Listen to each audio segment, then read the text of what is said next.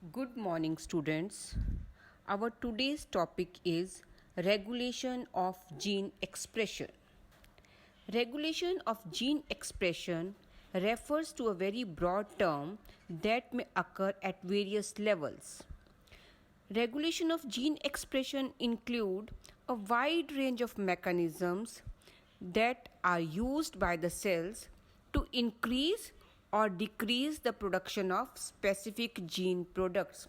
In simple means that the gene or the DNA controls the production of proteins, whether to synthesize the protein or to stop the production of proteins.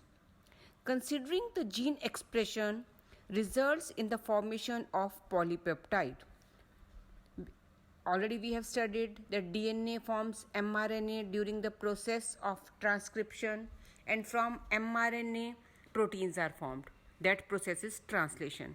From DNA till translation, in the whole process, this regulation can be done, that whether to increase the production of proteins or to stop the production of protein when not required.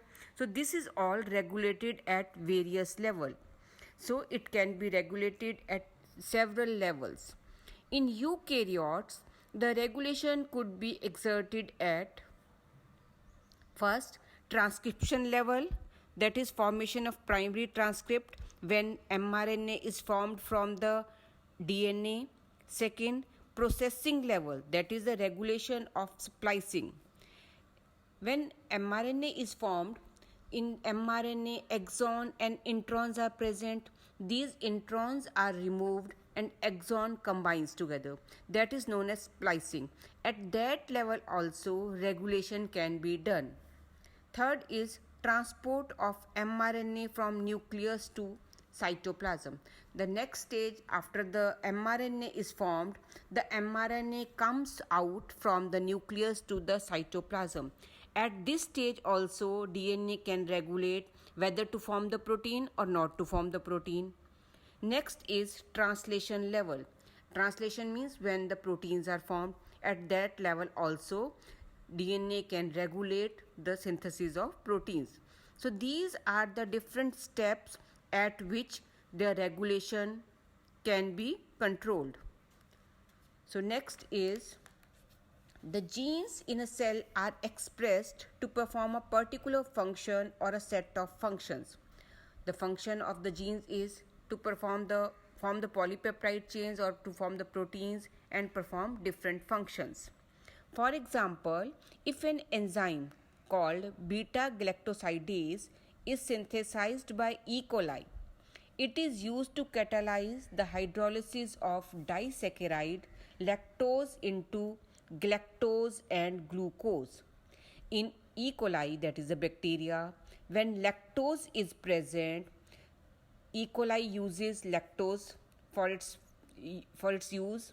Then lactose can break inside the body into galactose and glucose. Usually E. coli takes glucose, but when glucose is not there and lactose is present, E. coli can take lactose also and break that lactose into galactose and glucose. The bacteria use them as a source of energy. So bacteria can use this lactose as a source of energy also, because E. coli breaks lactose into glucose and galactose, and that can be used as source of energy. Hence, if the bacteria do not have lactose around them to be utilized for energy source, they would no longer require the synthesis of enzyme beta-galactosidase. This enzyme beta-galactosidase is used for the conversion of lactose into galactose and glucose. If lactose is not required, if lactose is not there, then there is no need of beta-galactosidase enzyme. Because lactose is not there, so there is no need of beta-galactosidase enzyme. Then, because now the breakdown is not required of the lactose, so that is not needed. When lactose is present, then beta galactosidase is required. Therefore, in simple terms, it is a metabolic, physiological, or environmental conditions that regulate the expression of genes. So many conditions are there which regulate the expression of genes, either environment, metabolic process, or functioning. So these few factors are there which regulate the expression of gene, whether in the environment lactose is present or not. So these control the regulation of genes. The development and differentiation of embryo into adult organisms are also a result of the coordinated regulation of expression of several set of genes. When the zygote changes into the adult organism, many activities, many reactions occurs inside our body. That is a regulated expression of the genes, or many genes work together and then the character appears. In prokaryotes, one promoter controls the expression of many genes. In prokaryotes, one promoter controls the expression of many genes. Many genes are present, so all are controlled by one promoter. In prokaryotes, control of the rate of transcriptional initiation is the predominant site for control of gene expression.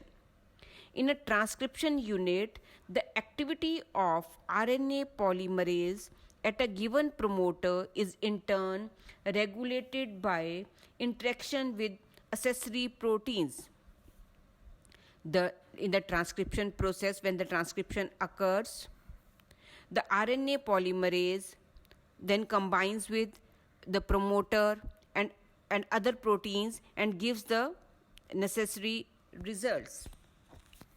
These regulatory proteins can act because when these proteins are formed, these proteins have both positive as well as the negative effect. When the positive means they activate and negative means they repress.